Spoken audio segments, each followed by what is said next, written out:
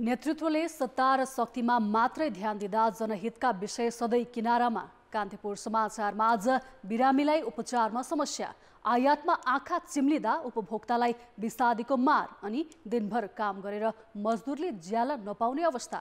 यसबारेका सामग्री आज हामीसँग छन्। साथमा नारायणगढ बुटवल र कमल विनायक नगरकोट सडक खण्डको दुरावस्था बारेको रिपोर्ट। अन्तर्राष्ट्रियमा भारतका 3 राज्यमा भाजपाले बनायो बलियो पकड र खेलकुदमा कोपा डेल रे सेमी फाइनलको पहिलो लेगमा रियल मैड्रिड बार्सिलोनासँग पराजित। नमस्कार, अब मुख्य समाचार। आयातित तरकारी र फलफुलको विषादी जाँचमा कडाई गर्ने सरकारको तयारी। भारतबाट मात्रै वार्षिक 16 अर्बको तरकारी आयात, परीक्षण कमजोर हुँदा उपभोक्ता मारमा। तातोपानी भन्सारका 600 भन्दा बढी ट्रान्सपोर्ट मजदुरले 1 वर्षदेखि पाएनन् ज्याला। दिनभरि काम गरेर रित्तो हात घर फर्किनु पर्दा गुजारा चलाउने समस्या भएको गुनासो। जनसङ्ख्याको अनुपातमा चिकित्सक दरबन्दी नथपिँदा सेवा प्रवाहमा समस्या। एक डाक्टरले 18,000 बिरामी हेर्नुपर्ने बाध्यता, अस्पतालमा पालो पाउनै मुस्किल। भारतका त्रिपुरा, नागाल्यान्ड र मेघालयको विधानसभा निर्वाचनमा सत्तारूढ भाजपाको पकड। एक्लै वा क्षेत्रीय दलसँग मिलेर सरकार बनाउने तयारी। र शहीद स्मारक ए डिभिजन लिगको नयाँ सिजन आज सुरु हुँदै उद्घाटन खेलमा नवप्रवेशी खुमलटार र फ्रेन्ड्स क्लब भिड्ने।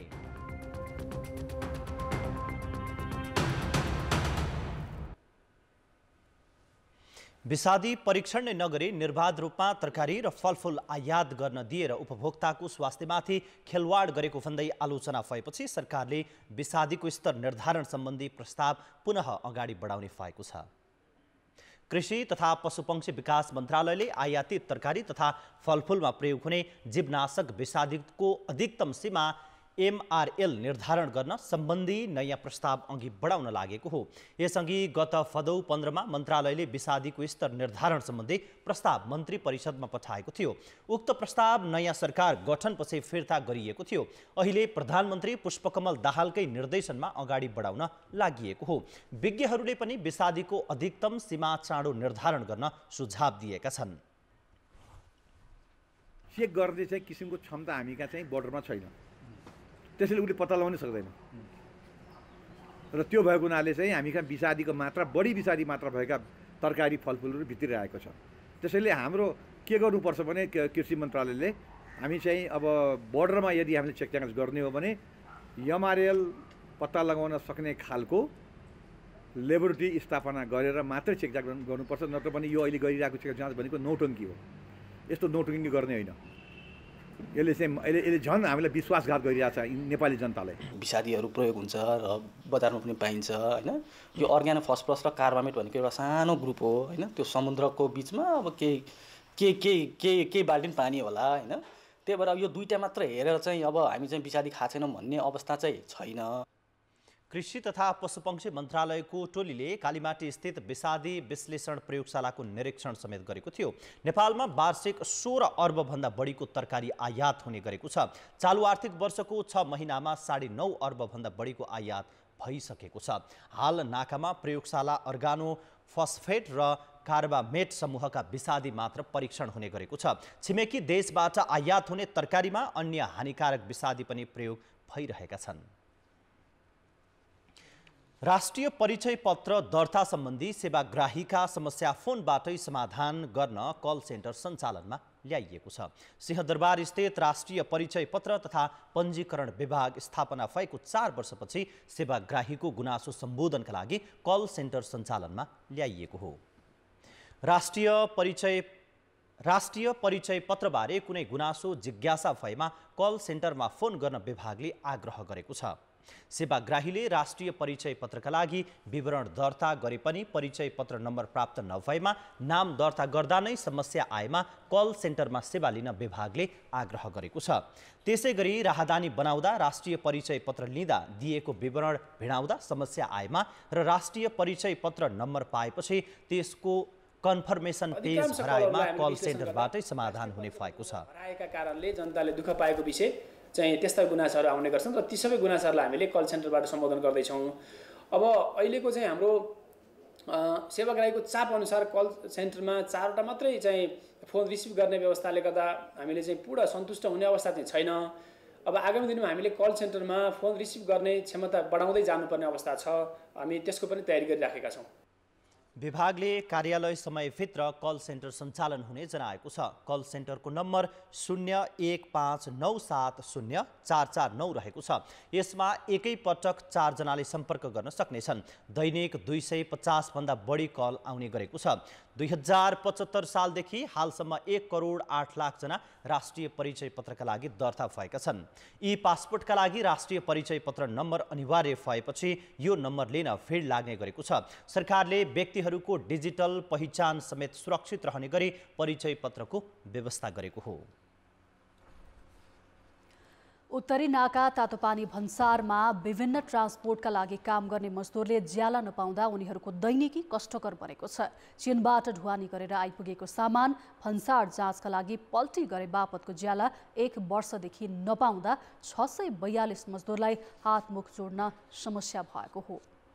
तातोपानी भन्सार क्षेत्रमा विभिन्न ढुवानी कम्पनीका लागि काम गर्ने मजदुरले वर्षा दिन बितिसक्दा पनि ज्याला पाउन सकेका छैनन्। दैनिक मजदुरी गरी खानेलाई स्लिक, शारदा, नमस्ते र रेवाङ लजिस्टिक लगायतका ट्रान्सपोर्ट कम्पनीले सामान पल्टी गरे बापतको ज्याला नदिँदा दैनिक गुजारा गर्नै मुस्किल भएको मजदुरहरूको गुनासो छ। अहिले त कन्टेनर यति लैरहेछ, त्यही भएर पालो पनि काम पनि हुँदैन। अनि पालो पनि नभएपछि बल्ल बल्ल भयो 4-5 दिनमा पाला आउँछ। 4-5 दिनमा पाला आएर नि त्यही पैसा पनि हामीले भनेको टाइममा नपाउने। बाँच्न चाहिँ हामी नसक्ने भइरहेछ। अब भनौँ न अहिले अब एउटा मजदुरको ज्याला कति पुग्यो? यहाँ भनौँ न के अरे काम गर्ने मान्छे 10 जना ग्रुप हुन्छ। 10 जना ग्रुपमा अब 5500ले कतिलाई पुर्याउने? 1-2 हजार कुरा होइन यहाँ होइन त। अब अलि धेरै अलि अब लेबर हाम्रो यहाँ 630 जनाको मजदुरको पैसा हुन्छ। सम्पूर्ण रूपले ट्रान्सपोर्टको ज्याला मजदुरीमा निर्भर उनीहरू यही कामबाट परिवारको पेट पाल्छन्। पुरानो ज्याला पाइहाल्छ कि भनेर अहिले पनि उनीहरू दिनभर खटेर सामान ओसार पसार गर्छन्, तर साँझ रित्तो हात घर फर्किन बाध्य छन्। समयमा पैसा पाएको छैन। महिना दिन 2 महिना 3 महिना नकुरिकन कोही त वर्ष दिन हुन्छ। त्यस्तो समस्या चाहिँ यो समस्याहरू चाहिँ छिटोभन्दा छिटो अन्त्य भइदिएदेखि राम्रो हुन्थ्यो। अचेल तातोपानी नाकाबाट सामान आयात मात्रै हुन्छ। चीनबाट सीमित मात्रामा कन्टेनरहरू भन्सारमा आउने हुँदा त्यसै पनि मजदुरहरूले भने जसरी काम गर्न पाएका छैनन्। साँझ बिहानको घर खर्च जुटाउने मजदुरहरूको ज्याला दिन ट्रान्सपोर्ट कम्पनीले किन ढिलाइ गरिरहेका छन् त? खासातिरबाट ल्याएको सामानको भन्सारमा अनलोड गरेको सामानको चाहिँ ढिलो हुन्छ। किन हुन्छ भन्दाखेरि त्यो चाहिँ विभिन्न पार्टीको सामान हुन्छ। अनि उनीहरू काठमाडौँबाट आएर आफ्नो सामान आगे आएन भनेर हेरेर अनि त्यहाँ बल्ल भर्सा गर्दाखेरि टाइम लाग्छ। त्यस कारणले गर्दाखेरि यो खासाबाट आउने लोडरको पैसा ढिलो भएको कारण चाहिँ त्यसरी हो। ज्याला पाउने आश्वासनमा मजदुरहरूले वर्ष दिन बिताइसके, तर कम्पनीले कहिले ज्याला चुक्त गर्छन् निश्चित छैन। दैनिक भन्सारमा आएर पसिना चुहाउँदै काम गर्ने, तर साँझ रित्तो हात फर्किनु पर्ने बाध्यताको अन्त्य गराइदिन उनीहरूले माग गरेका छन्। कान्तिपुर समाचारका लागि कमला पाखरिन, तातोपानी, सिन्धुपाल्चोक। तपाईलाई थाहा छ नेपालमा दैनिक कति जनसङ्ख्या थपिन्छ? हाम्रो वार्षिक जनसङ्ख्या वृद्धि दर 1.6% छ, अर्थात् दैनिक 1500 भन्दा बढी शिशु जन्मन्छन्। सोही अनुपातमा अस्पतालमा उपचार गराउनेको सङ्ख्या पनि बढ्दो छ। तर 2048 यता त्यही अनुपातमा चिकित्सक दरबन्दी नथपिँदा नागरिकले पाउनुपर्ने स्वास्थ्य सेवा अझै सहज र सुलभ हुन सकेको छैन। सरकारी स्वास्थ्य संस्थाहरूको गुणस्तर पनि खस्कदो छ। यसले गर्दा नागरिकहरू निजी अस्पताल महँगो शुल्क तिरेर उपचार गराउन बाध्य छन्। स्वास्थ्य मन्त्रालयका अनुसार सरकारी अस्पतालबाट बहिरङ्ग अर्थात् ओपीडी सेवा लिने बिरामीको संख्या निरन्तर बढ्दो छ। आर्थिक वर्ष 2078-79 मा 3,63,6292 जनाले बहिरङ्ग सेवा लिएका छन्। यस अनुसार ओपीडीबाट सेवा लिनेको संख्या दैनिक सरदर 1,11,000 छ। विश्व स्वास्थ्य संगठनका अनुसार 1000 बिरामी बराबर 1 चिकित्सक हुनुपर्छ। तर नेपालमा सरकारी चिकित्सकको दरबन्दी जम्मा 1600 मात्र छ। कुल जनसङ्ख्याको हिसाबले एक चिकित्सकले 18,000 भन्दा बढी बिरामी हेर्नुपर्ने अवस्था छ। विश्व स्वास्थ्य संगठनले अन्तर्राष्ट्रिय रूपमा गरेको मापदण्डको आधारमा हेर्ने हो भने पर्याप्त भएको देखिन धेरै कम अपुग्नै देख्छौँ। हामीले जुन दिगो विकास लक्ष्यको लक्ष्य अनुसारको जनशक्तिको हिसाबले कुरा गर्दाखेरि प्रति 1000 का लागि 4 जना स्वास्थ्य कर्मी चाहिँ उपलब्ध भयो हुने अवस्था सिर्जना गर्न सकियो भने चाहिँ स्वास्थ्य सेवा प्रवाहको गुणस्तर पनि बढ्दै जान्छ। दरबन्दीमा रहेका चिकित्सक पनि कोही प्रशासनिक काममा छन् भने कोही अध्ययन विधामा। यस अनुसार भएकै दरबन्दीका जनशक्ति पनि उपचार सेवामा छैनन्, जसका कारण बिरामीले सरकारी अस्पतालमा उपचार, शल्यक्रिया लगायतका सेवामा शास्ति खेपिरहेका छन्। लडेर चाहिँ इमर्जेन्सीमा तपाईँ बल्ल खुट्टा समाउँदै तल एउटा उचालेर आयो होइन, त्यस पछाडि एउटा दाइले बाइकमा यहाँ ल्याएर छोडिनु भयो। यहाँ आएपछि त अलमल के तपाईँको 3 घन्टा भइसक्यो, अनि काम हुन नि गाह्रो हो नि। धेरै समस्या छ, डक्टरहरू छैन गाउँमा, काठमाडौँ चाहिँ आउनुपर्छ। यति टाढा आएको 1 महिना भइसक्यो, त्यही हो, खर्च धेरै भएछ। डक्टरको सङ्ख्या कम, पेसेन्टको लोड बढी हुनको कारणले के हो भने तपाईँलाई मैले भनिसकेँ, बिरामीले राम्रो एटेन्सन पाउँदैन। सबभन्दा पहिलो कुरा, टाइम कम दिएपछि त एटेन्सन कम हो नि त। बिरामीलाई कम टाइम दिनुपर्ने हुन्छ र कम टाइम दिएर छोटो समयमा धेरै बिरामी हेर्नु पर्दाखेरि कहिलेकाहीँ चाहिँ मेजर फाइन्डिङ मिस पनि हुनसक्छ होइन। मान्छे न हो, ह्युमन हो। तपाईँले 10 जना बिरामी हेर्दाखेरि जति ध्यान दिएर हेर्न सक्नुहुन्छ, 50 जना हेर्दा त्यति ध्यान दिन सक्नुहुन्न। चिकित्सा अभ्यासका लागि अनुमति पत्र लिनुपर्ने आधिकारिक निकाय नेपाल मेडिकल काउन्सिलमा 27,805 जना चिकित्सक दर्ता छन् भने वर्षेनी 1895 चिकित्सक उत्पादन हुन्छन्। यीमध्ये 430 जना सरकारी तथा निजी संस्थाको छात्रवृत्तिमा अध्ययन गर्छन्। चिकित्सा शिक्षा आयोगका अनुसार नेपालमा छात्रवृत्तिका लागि मात्र वर्षेनी 1.5 अर्ब खर्च भइरहेको छ। तर यसरी अध्ययन गरेका मध्ये 1/3 त विदेश जाने गरेको आयोगको भनाइ छ। प्रति वर्ष थुप्रो अरबौं रुपियाँ खर्च गरेर सरकारले पढाएको छ। यस्तो धेरै खर्च अरू सेक्टरमा इन्जिनियरिङमा अन्त कहीँ पनि गरेका छैन। खर्च गर्छ, 2 वर्षको बोन्ड छ, 2 वर्षपछि जानुहुन्छ। अब एक्चुअल तथ्याङ्क नभए तापनि लगभग 1/3 बाहिर गएका हुन् कि भन्ने आशंका छ हामीहरूलाई। सरकारी दरबन्दी बाहेकका चिकित्सक अधिकांश निजी स्वास्थ्य संस्थामै कार्यरत छन्। शल्यक्रियादेखि रोग पहिचानसम्मका लागि सरकारीमा वर्षौसम्म कुर्नुपर्ने भएपछि नागरिक पनि निजीमै जानुपर्ने बाध्यता छ। यकिन तथ्याङ्क नभए पनि उपचारकै लागि विदेशिनेको सङ्ख्या पनि ठूलो रहेको स्वास्थ्य मन्त्रालय बताउँछ। यसले मुलुकलाई ठूलो घाटा भइरहेको विज्ञ बताउँछन्। ह्युमन रिसोर्स म्यानेजमेन्ट पनि राम्ररी नगर्ने, अथवा भनौँ न लोकसेवा प्रक्रियाद्वारा दरबन्दी क्रिएट गरेर चाहिँ पदपूर्ति पनि नगर्ने, पदपूर्ति गरेकोलाई ट्रेनिङ पनि राम्ररी नदिने, अनि तिनीहरूलाई वर्किङ लाइफ राम्रो नबनाएर काम गर्ने वातावरण नदिने र मोटिभेटिङ फ्याक्टर पनि नदिने हो भने यो चलन चाहिँ चलिरहन्छ। अर्थात् यो चलन चलिरहनु भनेको मतलब चाहिँ देशको लागि ठुलो घाटा हो। 3 दशकभन्दा लामो समयदेखि चिकित्सक दरबन्दी थपिएको छैन। पर्याप्त पूर्वाधार र उपकरण छैनन्। सरकारी स्वास्थ्य संस्थामा सहज सेवा नपाएर ज्यानै गुमाउनु पर्ने अवस्था छ। यी सबै समस्याप्रति जानकार भएर पनि समाधानको पहल नगर्नुलाई सरकारी अक्षमताकै रूपमा लिन सकिन्छ। कान्तिपुर समाचारका लागि क्यामेरामा पशुपति बुढाथोकीका साथ कृपाल गौतम, काठमाडौँ। समाचार अझै बाँकी छन्। समाचारमा पुनः स्वागत छ। मुलुकमा संघीयता कार्यान्वयन भएको 7 वर्ष बित्यो। यसबीचमा केन्द्रदेखि प्रदेशसम्मका सरकार पटक पटक फेरिए, तर संघीयता कार्यान्वयनको मुख्य मुद्दा बनेको प्रहरी सम्बन्धी ऐन बन्न नसक्दा प्रदेशमा प्रहरी परिचालन कसले गर्ने भन्ने अधिकार क्षेत्रको विवाद यथावत छ। संघीय गृह मन्त्रालय सरह प्रदेशहरूमा आन्तरिक मामिला मन्त्रालय भएर पनि प्रहरी परिचालनका लागि केन्द्रकै मुख ताक्नुपर्ने अवस्था छ। दैनिक शान्ति सुरक्षाको मुख्य जिम्मेवारी सहित 7 प्रदेशमा आन्तरिक मामिला मन्त्रालय गठन गरिएको छ। तर मन्त्रीलाई प्रहरीको 1 जना सिपाही समेत परिचालनको अधिकार छैन। प्रदेश सरकारको छुट्टै प्रहरी हुने व्यवस्था संविधानले नै गरे पनि संघीयता कार्यान्वयनको 7 वर्ष बितिसक्दा समेत कार्यान्वयनमा आएको छैन। त्यसो त प्रहरीको 80,000 जनशक्ति मध्ये 54,720लाई 7 प्रदेशमा पठाएर बाँकी केन्द्रमा राख्ने योजना प्रहरी प्रधान कार्यालयले त्यतिबेलै बनाइसकेको थियो। तर त्यसमा केन्द्रको राजनीतिक नेतृत्व तयार नभएपछि समायोजन हुन नसकेर प्रदेश सरकार अधिकारविहीन रहेको हो। आफ्नो परिचालन भएन भने, आफ्नो संरचना भएन भने प्रदेश सरकारले डे टु डेका काम सम्पादन गर्नको निम्ति फेरि हामीले निर्देशनात्मक रूपमा मात्रै गएर पनि ती कामहरू सम्भव हुँदो रहन्छ। त्यसकारणले अहिले चाहिँ हामी ऐन बनाउने, कानुन बनाउने, विशेष गरेर हामी विधेयक तयार गरेर हामी दर्ता गर्दैछौँ र त्यो दर्ता गरिसकेपछि संसदबाट पास भयो भने ती कामहरू पनि अगाडि बढ्छन्। सुरुमा डिएसपीसम्म समायोजन गरेर प्रदेशको जनसङ्ख्या र भूगोलका आधारमा केन्द्रको जनशक्ति पठाउने योजना थियो। अवकाशमा जानेहरूको स्थानमा प्रदेशबाटै बढावा गर्न सकिने व्यवस्था ऐनमा गर्न खोजिएको थियो। त्यसका लागि प्रहरीको नयाँ ऐन आवश्यक छ। मस्यौदा बनेर गृह मन्त्रालयसम्म पुगिसकेको विधेयक संसद पुग्न नसक्दा अहिले पनि देशैभरका प्रहरी केन्द्रकै आदेशमा चल्दै आएका छन्। प्रदेश सरकारसँग चाहिँ हाम्रो दैनिक काम भएको हुनाले प्रदेश सरकारसँग समन्वय चाहिँ हाम्रो त्यहाँको प्रदेश प्रहरी कार्यालय प्रमुखले र या प्रदेश प्रहरी कार्यालयले गरिरहेको हुन्छ। यसो जिल्ला प्रहरी कार्यालयहरूमा या तल्लो मातहत युनिटहरूमा चाहिँ जिल्ला प्रहरी प्रदेश प्रहरी प्रमुखले नै यो समन्वयको व्यवस्था गर्नुहुन्छ। प्रहरीलाई सङ्घीय संरचनामा समायोजन गर्नका लागि पुरानो अञ्चल प्रहरी कार्यालय हटाएर गम्भीर प्रकृतिका अपराध अनुसन्धानदेखि केन्द्रको प्रतिनिधिका रूपमा रहने गरी एसएसबीको नेतृत्वमा सङ्घीय प्रहरी इकाइ बनाइएको छ। ती इकाइ पनि अहिले अधिकारविहीन अवस्थामा छन्। प्रदेश सरकारहरूले केन्द्रलाई दबाब दिन आफ्नै ऐन बनाए पनि भेला समेत गरे तैपनि सुनवाई भएन। त्यहाँको आन्तरिक मामिला मन्त्रालय यसो भयो, यहाँ पहिरो गयो, यहाँ चाहिँ बाढी भयो, यहाँ चाहिँ भूकम्प आयो, यहाँ चाहिँ यो भयो भनेर त्यहाँ पनि कराउन जान्छन्। अब त्यस अवस्था उसको आफ्नो ह्यान्ड छैन, उसले भन्ने त फेरि प्रहरीहरूलाई नै हो।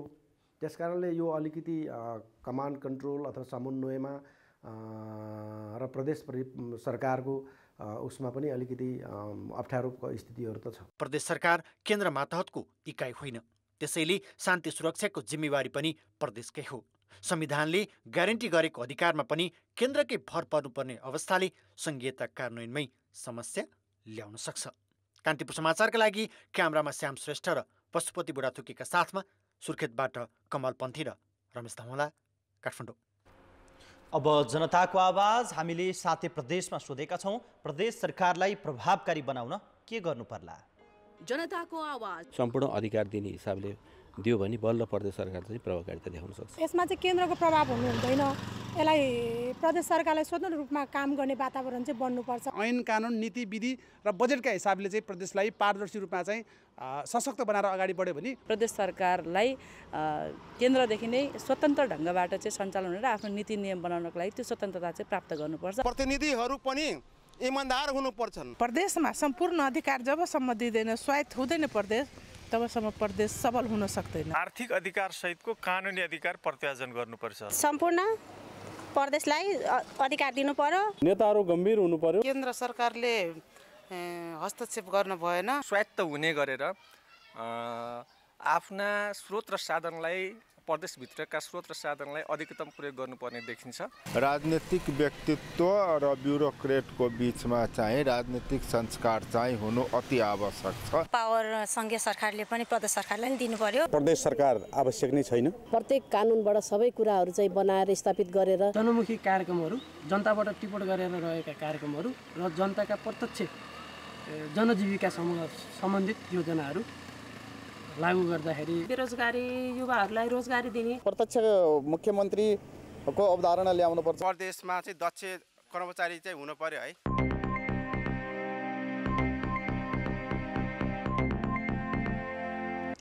9 वर्षमा 9 पटक म्याद थप हुँदा पनि कमल विनायक नगरकोट सडक खण्डको काम सकिएको छैन। पटक पटक विवादमा आइरहने यो सडकको अनुगमन गर्न भारतीय राजदूत समेत लिएर पुगेका भौतिक पूर्वाधार तथा यातायात मन्त्री नारायण काजी श्रेष्ठलाई स्थानीयले र्याक्ती पारे।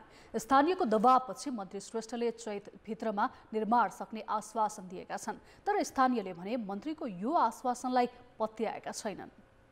बिहिबार बिहान 9 बजे नेपालका लागि भारतीय राजदूत नवीन श्रीवास्तव र निर्माणको जिम्मा लिएको ठेकेदार कम्पनीका प्रतिनिधिसहित सडक अनुगमनमा पुगेको मन्त्रीसहितको टोलीलाई बीच बाटोमै स्थानीयले रोके। स्थानीयको गुनासो सुन्न गाडीबाट ओर्लेका मन्त्री श्रेष्ठले उनीहरूको चर्को असन्तुष्टिको सामना गर्नु पर्यो। यो पिच कहिले हुन्छ? यो रातारात हो श्रीमान, हामी मान्दैनौँ। उहाँले पनि यसलाई चाहिँ हामी कहिलेसम्म यसरी बाँच्नु? पिच हुन्छ। राति 3 बजे उठेर पानी ल्याउँछु बाटोको लागि। आज कहाँ मन्त्रीज्यू आउने थाहा पाएपछि यो बाटोमा यो गिटी हालिएछ र पानी हालेर गयो। यो अहिले बिहान मन्त्रीज्यू आउने थाहा पाएपछि स्थानीयको गुनासो सुनेका मन्त्री श्रेष्ठले उनीहरूलाई थामथुम पार्ने प्रयास त गरे, तर विश्वास जित्न भने सकेनन्। तपाईहरुले 9 वर्ष यो जो पीडा भोग्नु भएको छ त्यो हामीलाई थाहा छ। त्यसकारणले यो पनि आयो त्यो पनि आयो भन्ने पीडा तपाईहरुलाई छ। तर अब सकेन भने हेर्नु होला कि यो टर्मिनेट हुन्छ कि त 1 महिना कम्प्लिट हुन्छ। 9 वर्षदेखि निर्माणाधीन सडक हुँदै मन्त्रीसहितको टोली नगरकोट पुग्यो। करिब 16 किलोमिटर सडक पार गर्न मन्त्री स्वयंलाई पनि 1 घण्टा लाग्यो। नगरकोट पुग्दासम्म मन्त्रीको गाडी पनि धुलोले छोपिएको थियो।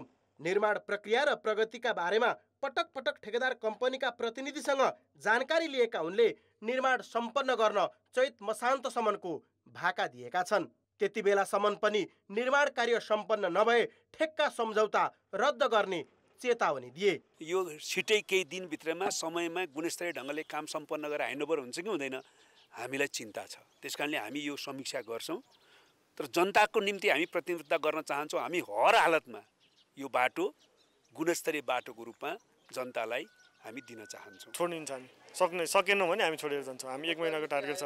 2 वर्षमा निर्माण कार्य सम्पन्न गर्ने गरी 2071 सालमा ठेक्का लागेको यो सडकको लागत बढेर करिब 35 करोड नागेको छ। तर निर्माण कार्यको प्रगति भने टिठ लाग्दो छ। भारतीय एक्जिम बैंकको आर्थिक सहयोगमा निर्माण हुने यो सडकको ठेक्का शारदा प्रसाद अधिकारीको सैलुङ कन्स्ट्रक्सन र भारतीय कम्पनी AIPLले संयुक्त रूपमा लिएका थिए।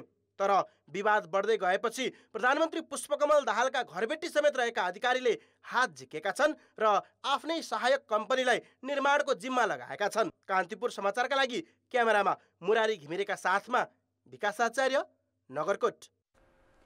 3.5 किलोमिटर सडक विस्तार गर्न कति समय लाग्ला? 2-4 महिना वा 1-2 वर्ष। तर बुटोल बजारको 3.5 किलोमिटर लम्बाइको सडक विस्तार हुन थालेको 6 वर्ष पुग्नै लाग्दा समेत काम पुरा भएको छैन। बुटबल बजारको राजमार्ग चौराहादेखि गोलपाकसम्मको 4 लेन सडक विस्तार गरी 30 महिनाभित्र 6 लेनको बनाउने योजनाका साथ 2073 साल चैत 17 गते ठेक्का लागेको थियो। तर सम्झौताको 6 वर्ष पुरा हुनै लाग्दा सडक विस्तारको 30% काम मात्रै सम्पन्न भएको छ। भत्काएर त्यत्तिकै छोडिएको सडकले एकातिर दुर्घटना बढाएको छ भने अर्कोतिर यात्रा कष्टकर बनाएको छ। कसले बनाउने हो यो बाटो? स्थानीय सरकारले हो कि केन्द्रको सरकारले हेर्ने हो? छिटो भन्दा छिटो बनाउनु पर्यो। यो बाटोको समस्याले धेरै चाहिँ गाह्रो गराइरहेछ। धुलो धुवा पसलमा ग्राहक भन्दा धुलो धुवा बढी आउँछ हैन। अनि दशक भयो हामी त चोकमा पसल थापियो केही होला भनेको अब भाग्ने अवस्था सिर्जना होला जस्तो भइरहेछ। सुरुवातमा स्थानीयले सडक भत्काउन नमान्दा ढिलाइ भएकोमा 3 वर्ष यता ठेकेदारको लापरवाहीले अलपत्र छ। म्याद थप्ने बेला काम गरे जस्तो देखाउने निर्माण कम्पनी द कञ्चनजङ्घा बिरुवा जेबीले सम्झौतापछि कामै गर्दैन। गत साउनमा तेस्रो पटक म्याद थप्दा ठेकेदारले 2079 चैतसम्ममा 70 र 2080 असारमा 100% काम सक्ने कार्ययोजना बुझाएको थियो। असार मसान्तसम्ममा पनि काम पुरा हुने पक्का नभएपछि डिभिजन सडक कार्यालयले फागुन 4 गते 15 दिनभित्र ठेक्का सम्झौता किन नतोड्ने भन्दै सूचना प्रकाशन गरेको छ।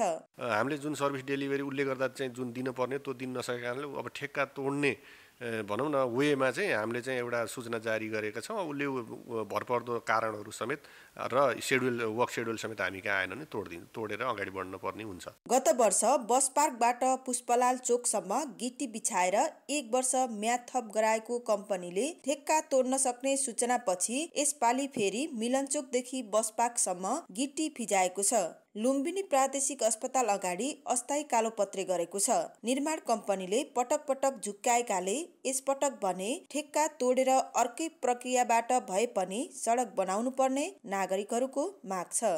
सबै आम नागरिकले देख्ने गरी यो कार्य तराक छिटोभन्दा छिटो सम्पन्न गर्नुपर्छ। अन्यथा यसबाट हुने क्षतिपूर्तिको लागि जवाफदेही प्रत्येक सरकार निकायहरू हुन आवश्यक छ। 47 करोड 32 लाख रुपैयाँमा ठेक्का लिएको द कञ्चनजङ्घा बिरुवा जेबीले 13 करोड 85 लाख रुपैयाँ लगिसकेको छ। यहाँ मात्र होइन, यस कम्पनीले बेलैया बुटबल व्यापारिक मार्ग विस्तार आयोजना अन्तर्गत 3 वटा ठेक्का लिएकामा सबै काम अधुरा छन्। कान्तिपुर समाचारका लागि क्यामेरामा स्वस्तिक श्रेष्ठका साथ अमृता अनमोल, बुटबल, रूपन्देही। अब जनमत हाम्रो प्रश्न छ, बाटो र पुल बनाउने ठेकेदारले किन समयमै काम नगरेका होलान्? ए, कम कबोलको प्रवृत्ति, बी, अनुगमन अभाव र सी, काममा अवरोध। जनमतको अन्तिम परिणाम आज साँझ 8 बजेको कान्तिपुर समाचारमा प्रसारण गर्नेछौँ। कृपया NEWS न्युज स्पेस AB वा सी टाइप गरी 34001मा SMS गरी आफ्नो मत व्यक्त गर्नुहोला। आर्थिक र अन्तर्राष्ट्रिय समाचार अझै बाँकी छन्। नवीन सोच र राम्रा योजना भएर पनि भने जति रकम नहुँदा इलम सुरु गर्न नसक्नेहरू धेरै छन्। यस्ता इलम गर्न चाहनेहरूलाई आर्थिक तथा प्राविधिक सहयोग गर्ने चलन संसारभर छ। नेपालमा पनि यस्ता योजनामा लगानी गर्ने उद्देश्यले विशिष्टकृत लगानी कोष व्यवस्थापन सञ्चालनमा ल्याइएका छन्। तर लगानीका लागि आवश्यक रकम जुटाउन नसक्दा यस्ता कोष व्यवस्थापक निष्प्रभावी बनेका छन् भने सरकारी निकाय पनि कार्यान्वयनमा उदासीन देखिएका छन्। बैंक तथा वित्त संस्थाबाट ऋण लिएर व्यवसाय गर्न धितो नै चाहिन्छ। धितो भएर पनि 30% रकम उद्यमी आफैले जम्मा गरेपछि मात्र 70% ऋण पाइन्छ। नयाँ योजनाकै आधारमा बैंकहरूले लगानी गर्न विश्वास गरिहाल्दैनन्। त्यसैले उद्यमका नयाँ योजनालाई लगानी गर्न सरकारले 4 वर्ष अघि प्राइभेट इक्विटी भेन्चर क्यापिटल फन्डका लागि आवेदन आह्वान गरेको थियो। जस अनुसार 11वटा कोष व्यवस्थापकले धितोपत्र बोर्डबाट अनुमति पाएका छन्। तर तिनले आफैले रकम जुटाउन नसक्दा लगानी नै गर्न सकेका छैनन्। हाम्रो सेबोन उसले नै फेसिलिटेट नगरिदिएको नै स्थिति हो हैन। उहाँहरूले लाइसेन्स चाहिँ हामीलाई दिनुभयो, तर हाम्रो चाहिँ नि जुन पैसा उठाउनको लागि या चाहिँ नि विभिन्न चाहिँ नि यो पोलिसीको र चाहिँ नि कानुनी चाहिँ नि अडचनहरू छ, त्यसमा चाहिँ नि उहाँहरूले फेसिलिटेट नगरिदिएको रूपमै नै म यसलाई हेर्छु। नेपालमा चाहिँ नि जुन पनि नयाँ कुरा गर्दाखेरि चाहिँ नि एउटा रेगुलेटरले कुरा बुझे पनि अर्को रेगुलेटरले चाहिँ नि कुरा नबुझे जस्तो गरिदिने या चाहिँ नि कानमा तेल हाले जस्तो गरिदिने हैन। बैंकबाट ऋण लिनका लागि यस्ता कोषसँग धितो हुँदैन। त्यसैले बैंक तथा बीमा कम्पनी र अन्य कोषबाट यी संस्थामा हुने लगानीबाट नै रकम जम्मा हुने अन्तर्राष्ट्रिय प्रचलन छ। तर नेपालमा खुलेका यस्ता कोषमा लगानी गर्न राष्ट्र बैंक, बीमा प्राधिकरण, सञ्चयकोष र नागरिक लगानी कोष जस्ता संस्थाले लगानी निर्देशिका संशोधन गरी यस्ता संस्थामा लगानी गर्ने नीतिगत बाटो खुलाएका छैनन्। जसका कारण बैंक तथा बीमा कम्पनी र अन्य कोषबाट यस्ता कोषमा लगानी हुन सकेका छैनन्। सञ्चालनको अनुमति दिने धितोपत्र बोर्डले समेत यसका लागि पहल गर्न सकेको छैन। कोष दर्ता गरेर त्यस पछाडि कोष सञ्चालन गरेर अनि कोषबाट रकम सङ्कलन गर्ने सन्दर्भमा चाहिँ उहाँहरूको त्यो प्रक्रियामा चाहिँ के समस्या आयो भने अब कुन कुन निकायसँग कसरी छलफल गर्न सकिन्छ, छलफल गर्दाखेरि के कस्तो होला भन्ने कुरा चाहिँ हामीले त्यो भविष्यमा गर्न सकिन्छ। तर अहिले नै हामीले पिबिसी ठ्याक्कै अब पूर्ण रूपमा सञ्चालन नभइसकेको अवस्थामा चाहिँ हामीले यसरी नै यही हुन्छ भन्न चाहिँ सकिने स्थिति चाहिँ रहेन। अहिले दैनिक 1800 युवा कामको खोजीमा मुलुकबाट बाहिर जान्छन्। देशमा सामान तथा सेवाको अभावमा दैनिक 5 अर्ब 26 करोड रुपियाँ मुलुकबाट बाहिरिरहेको छ। नयाँ योजना सार्वजनिक गर्ने तर त्यसको कार्यान्वयनमा चासो नदिने प्रवृत्ति राजनैतिक तथा प्रशासनिक नेतृत्वमा देखिन्छ। जसको पछिल्लो शिकार नयाँ योजनामा लगानी गर्न खोलेका यस्ता कोषहरू भएका छन्। कान्तिपुर समाचारका लागि क्यामेरामा सञ्जय लुटेल र राजेन्द्र महर्जनका साथ सुधिल पोखरेल, काठमाडौँ। नेपालका 10वटा चिया उत्पादक संस्थाले अन्तर्राष्ट्रिय अवार्ड पाएका छन्। चिनिया चिया मार्केटिङ सङ्घले आयोजना गरेको दोस्रो विश्व कालो चिया गुणस्तर परीक्षण मूल्याङ्कनमा नेपालका 10वटा उत्पादक संस्थाले अवार्ड प्राप्त गरेका हुन्। प्रतिस्पर्धा चीनको फुचियान प्रान्तको फुआनमा भएको थियो। तिनजुरे टी सहकारीले पल गोल्डन ब्ल्याक टी अवार्ड प्राप्त गरेको छ। त्यस्तै farmer tea processing industries, Himalayan Shangrila tea producer, Gorkha tea estate प्राली, सिद्धदेवी टी एस्टेट प्राली, कञ्चनजङ्घा अर्ग्यानिक अर्थोडक्स चिया उद्योग प्रालीको गोल्डन टिप्स टीले स्वर्ण पदक प्राप्त गरेका छन्। यसैगरी रजत पदक प्राप्त गर्नेमा हिमालय साङ्ग्रिला टी प्रोड्युसरको Himalayan sunrise beauty, Shri Baraha tea industries प्रालीको special black tea, Tinjure tea farmer cooperative society लिमिटेडको नर्मल गोल्डन ब्ल्याक टी र माई पोखरी चिया प्रशोधन उद्योगको नेपालको मिरमिरे छन्। बोर्डले यो प्रतिस्पर्धा मार्फत नेपाली चियाको अन्तर्राष्ट्रिय बजार प्रवर्धन तथा निर्यातका लागि उपयुक्त वातावरण सृजना भएको जनाएको छ। अब अन्तर्राष्ट्रिय समाचार। अन्तर्राष्ट्रिय सीमा नजिकका 3 राज्यमा भएको प्रान्तीय चुनावमा भारतीय जनता पार्टी भाजपाले गठबन्धनसँग आफ्नो पकड बनाएको छ। उत्तर पूर्वी भारतका नागाल्यान्ड, मेघालय र त्रिपुरामा भएको विधानसभा निर्वाचनमा भाजपाले एक्लै वा क्षेत्रीय दलहरूसँगको गठबन्धन थप बलियो बनाएको हो। मतगणना अन्तिम चरणमा पुग्दा भाजपाको अग्रताले उसको पकड देखाएको छ। मोदी सरकारका केन्द्रीय मन्त्री किरेन रिजिजुले जनताको विश्वास पाएको बताए। त्रिपुरामा भाजपाले दोस्रो कार्यकालका लागि सरकार गठन गर्दैछ। नागाल्यान्डमा भाजपाले क्षेत्रीय दल नेसनल डेमोक्रेटिक प्रोग्रेसिभ पार्टीसँग गठबन्धन बनाएर सरकार गठन गर्ने तयारी गरेको छ। दोस्रो कार्यकालको लागि मेघालयमा भाजपाले नेसनल पिपल्स पार्टीसँग सरकार बनाउनेछ। यी तीनवटै प्रान्त बङ्गलादेश, भुटान, चीन र म्यानमारसँग सीमा जोडिएका छन्। नरेन्द्र मोदी सरकारले ती दुर्गम क्षेत्रमा सडक, रेल र अन्य पूर्वाधार निर्माणमा लाखौं डलर खर्च गरेको छ। समाचार अझै बाँकी छ। समाचारमा पुनः स्वागत छ। प्रदेश 1 को नाम कोशी राखिएकोमा उदयपुरको गाईघाटमा विरोध प्रदर्शन भएको छ। पहिचानका आधारमा किराँत प्रदेश नामाकरण हुनुपर्ने माग राख्दै बिहिबार किराँत राई यायोग खाको नेतृत्वमा विरोध प्रदर्शन गरिएको हो। यायोग खाले कोशी नाम स्वीकार्य नहुने भन्दै चेतावनी पनि दिएको छ। किराँत शब्द जाति नभई भूगोल र सभ्यता भएकाले यसले सबैलाई समेट्न पर्ने तर्क यायोग खाले गरेको छ। बागमती प्रदेशका मुख्यमन्त्री शालिग्राम जमकट्टेलले सुरक्षा निकाय नागरिकको सुरक्षाका सवालमा फ्रन्ट लाइनमा रहनुपर्ने बताएका छन्।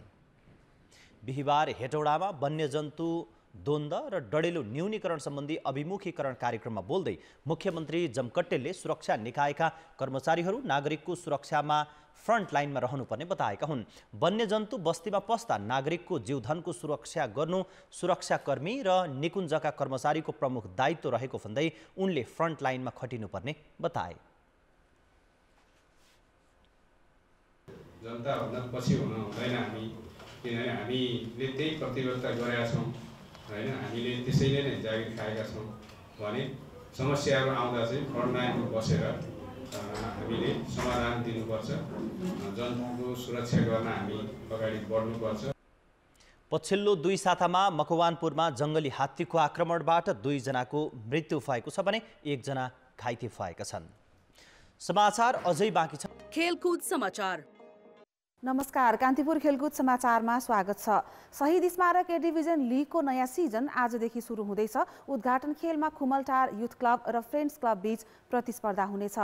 त्रिपुरेश्वर स्थित दशरथ रङ्गशालामा हुने खेल साँझ 5:30 बजे सुरु हुनेछ। खुमालटारले यसै खेल मार्फत शीर्ष डिभिजनमा डेब्यू गर्दैछ।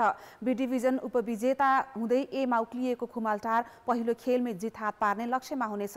राष्ट्रिय टिमका रेजिन सुब्बाको टिमको कप्तानी सम्हाल्नेछन्। फ्रेन्ड्सले गत सिजन रेलिगेसनबाट बस्न सङ्घर्ष गरेको थियो। उर्जन श्रेष्ठको प्रशिक्षणमा रहेको फ्रेन्ड्स यो पटक मिड टेबलमा रहने योजनामा छ। उर्जनले अघिल्लो संस्करण 3 स्टारको जिम्मेवारी सम्हालेका थिए। मनाङ मर्स्याङ्दी क्लबका प्रशिक्षक किरण श्रेष्ठले आफूहरूको पहिलो लक्ष्य शीर्ष 4 रहेको बताएका छन्। त्रिभुवन आर्मी फुटबल क्लबले पनि उपाधिमा आफ्नो दावेदारी प्रस्तुत गर्यो। साबिक विजेता मच्छिन्द्र क्लबले आगामी आइतबार जाउलाखेल युथ क्लबसँग खेल्दै उपाधि रक्षाको यात्रा सुरु गर्नेछ। नवप्रवेशी कुमालटार र चर्च बोइज सहित 14 क्लब सहभागी लिग डबल राउन्ड रोबिनको हुनेछ।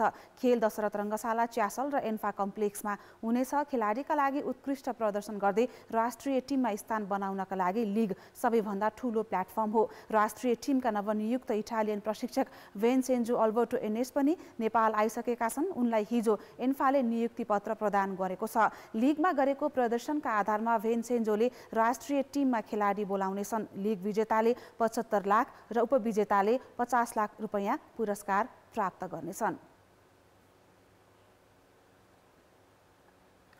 अन्डर 19 टिमका प्रशिक्षक जगत माठाले औसत टोलीले नेपाललाई 8औं पटक विश्वकप पुर्याएको प्रतिक्रिया दिएका छन्। नेपाल एसियाली छनौटमा युएई माथि 7 रनको रोमाञ्चक जित हात पार्दै सन् 2024मा श्रीलङ्कामा हुने विश्वकपका लागि छनौट भएको हो। 8 वर्षपछि विश्वकपमा नेपाललाई फर्काउँदा अधिकांश खेलाडी आफ्नो पहिलो अन्तर्राष्ट्रिय प्रतियोगिता खेलिरहेका थिए। प्रशिक्षक टमाटाले अन्तिममा तीव्र गतिका बलरको स्थानमा स्पिनर दिपेश कँडेललाई ल्याएर जोखिम मोलेको पनि बताए। दिपेशले अभूतपूर्व बलिङ गर्दै नेपालको रणनीतिलाई सफल पारे। अजमान स्थित इडेन गार्डन ओभलमा युएईले टस जितेर फिल्डिङ गर्ने निर्णय गरेपछि पहिले ब्याटिङ गरेको नेपालले 48 ओभर 5 बलमा अल आउट हुँदै 191 रनको योगफल बनाएको थियो। खराब सुरुवात गरेको नेपालका 3 ब्याटर 19 रन बनाउँदा आउट भए। दीपक बोहरा ओभरको पहिलो बलमा क्लिन बोल्ड भए। अर्जुन कुमार 3 र आकाश त्रिपाठी 9 रनमा मैदान बाहिरिए। कप्तान देव खनाल र उत्तम थापा मगरले चौथो विकेटका लागि 84 रनको साझेदारी गर्दै इनिङ्स सम्हालेका थिए। उत्तम 36 र देव 51 रनमा मैदान बाहिरिए। विशाल विक्रम केसीले 38 रनको योगदान दिए।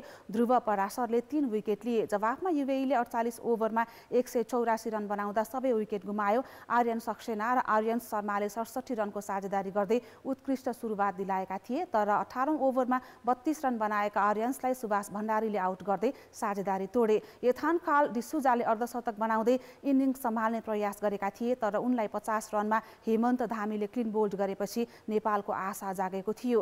अन्तिम 3 ओभरमा युएईलाई जितका लागि 11 रन र नेपाललाई 3 विकेट आवश्यक थियो। 48औं ओभरको सुरुवाती 3 बलमा दिपेशले 3 रन दिए। बाँकी बलमा उनले ह्याट्रिक लिएपछि नेपाल सन् 2016 पछि विश्वकपमा छनौट हुन सफल भएको हो। तीनै खेलाडी बोल्ड भएका थिए। दिपेशले 5 विकेट हात पारे। नेपाल अपराजित रहँदै विजेता बनेको हो।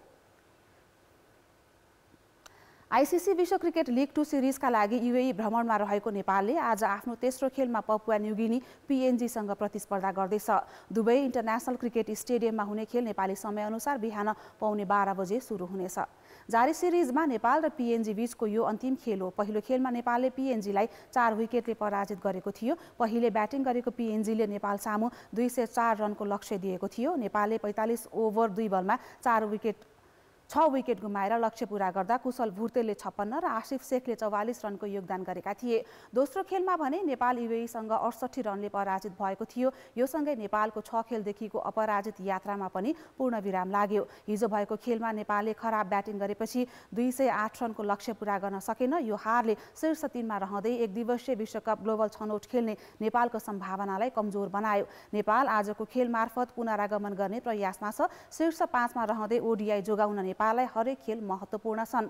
अब नेपालले ओडीआईलाई निरन्तरता दिन लिग 2 का आफ्ना 6 खेल मध्ये 4 मा जित हात पार्नुपर्नेछ। 30 खेलबाट 28 अङ्क सहित नेपाल तालिकाको 6औं स्थानमा छ। 5औं स्थानको युएईको 31 अङ्क छ। हिजो नेपालले अङ्क तालिकामा युएईलाई उछिन्ने मौका गुमाएको थियो। नेपालसँग हार्दै सिरिजको सुरुवात गरेको पीएनजीले युएईमाथि 131 रनको विशाल जित हात पारेको थियो। शहीद स्मारक ए डिभिजन लिगको तयारीका क्रममा नवप्रवेशी चर्च बोइज युनाइटेडले विभिन्न प्रतियोगितामा सहभागिता जनायो। पोखराको आहारा गोल्ड कपमा सेमिफाइनलसम्म पुग्दा ए डिभिजन लिग च्याम्पियन मछिन्द्रलाई हराउँदै यो टिमले सनसनी मचाएको थियो।